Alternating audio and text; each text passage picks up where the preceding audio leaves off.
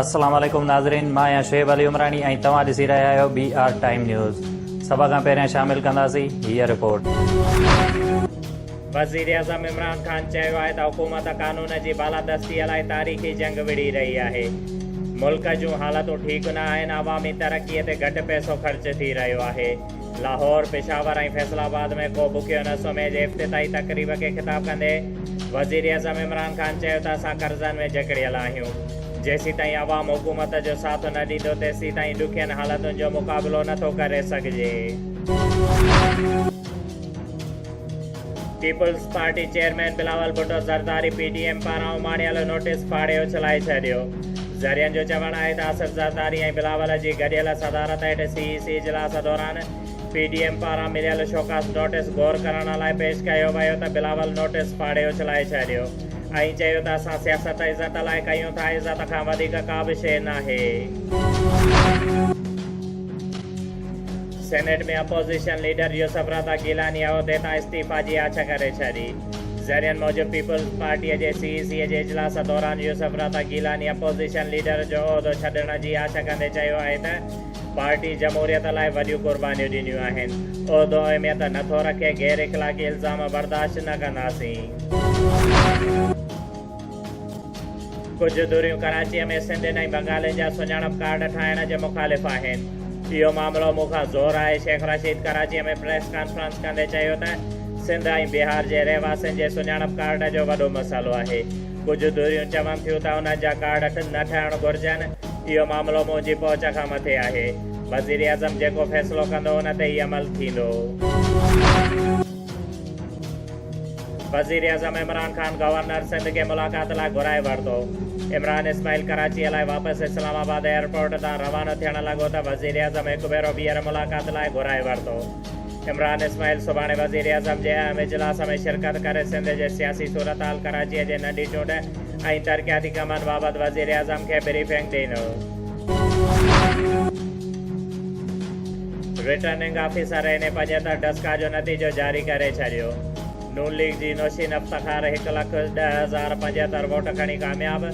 PTI जे अली असजद मली 93,033 vote खणी सघियो। नून लीग सदर शहबाज शरीफ़ डस्का इलेक्शन में नून लीग उम्मीदवार जी कामयाबीअ ते ख़ुशीअ जो इज़हार कंदे चयो आहे त वोट जी जंग विढ़ंदड़ कारकुननि ऐं अॻुवाणनि जो जमहूरियत जी जदोजहद में सुनहरी लफ़्ज़नि में नालियो लिखियो वेंदो। नवाज़ शरीफ़ जल्द इक़्तिदार में अची अवाम जा मसाइला हल कंदो। वफ़ाक़ी वज़ीर फवाद चौधरीअ चयो आहे त नवाज़ शरीफ़ जो को बि नज़रियो न आहे। नई नून लीग नज़रियाती पार्टी आहे। डस्का में नून लीग नाहे खटियो पर तहरीक इंसाफ़ हारायो आहे।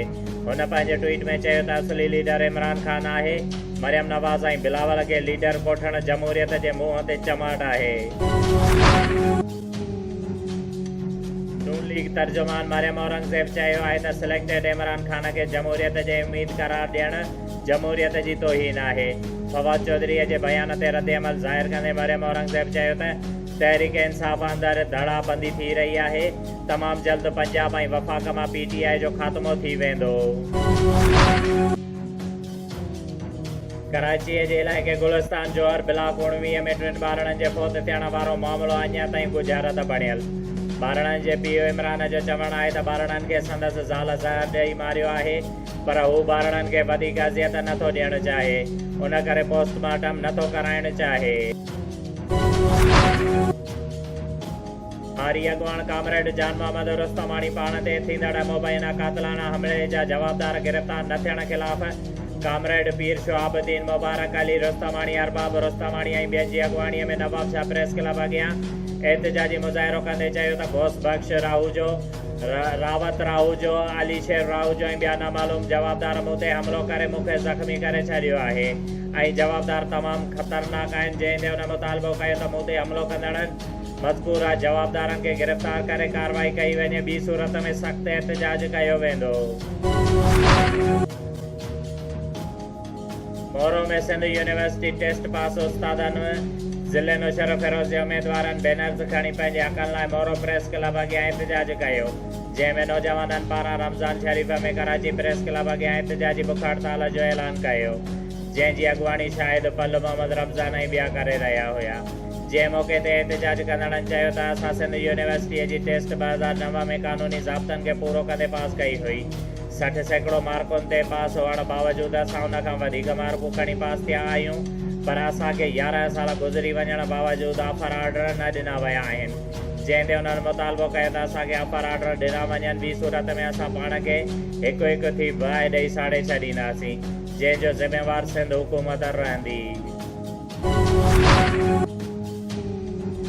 Regional director Benazir income support programme Shaheed Benazirabad Mohammad Haroon balcony हिकु पधराणीअ में ॼाणायो आहे त बेनज़ीर इनकम सपोर्ट प्रोग्राम तहत माली इमदाद हासिल कंदड़ ग़रीब औरतुनि जी मदद लाइ 6 महीननि जी किस्त 12,000 रुपया सूमर ॾींहुं 12 अप्रैल खां शहीद बेनज़ीराबाद सांगड़ ऐं नौशरफ़ फिरोज़ ज़िलनि में मुक़ररु कयल सेंटरनि तां मिलणु शुरू थींदी। पटीदन कोट चियो लॻ जी रहवासन में स्मात जतोशर पंहिंजे धीउ मारवी ऐं पुटु गुलहसन शहर सां गॾिजी पंहिंजे ॾेर मोहम्मद अशरफ जे नाजाइज़नि ख़िलाफ़ नेशनल प्रेस क्लब पटीदन अॻियां एहतजाजी मुज़ाहिरो कयो, जंहिं ते हुन चयो त मुंहिंजो ॾेर मुंहिंजे धीउ खे खपाइणु चाहे थो, जंहिं ते हुन मुतालबो कयो त असां सां इंसाफ़ कयो वञे ऐं मुंहिंजे ॾेर अशरफ ख़िलाफ़ केस दाख़िल कयो वञे। समूरे सिंध जी नौशरफ़ फिरोज़ में लॉकडाउन सबबि समूरो शहर बंदि करायो वियो ऐं शहर जे 60 दुकाननि खे पिणु सील कयो वियो, जंहिंजी निगरानी एसी नौशरफ़ फिरोज़ में पुलिस फोर्स जी मदद सां सील कया विया। डॉक्टर फातिमा शहनाज़ अंसारीअ जी सदारत में पीपुल्स पार्टी लेडीज़ विंग तहलका नौशरफ़ फिरोज़ मेहरापुर भेरिया जे मेंबरशिप ऐं उहिदो हासिल करण लाइ दरख़्वास्तूं ऐं प्रोफार्मा वरिता विया, जंहिंमें लेडीज़ विंग ज़िले नौशरफ़ फिरोज़ जी मुख़्तलिफ़ औरतुनि उहिदेदारनि शिरकत कई।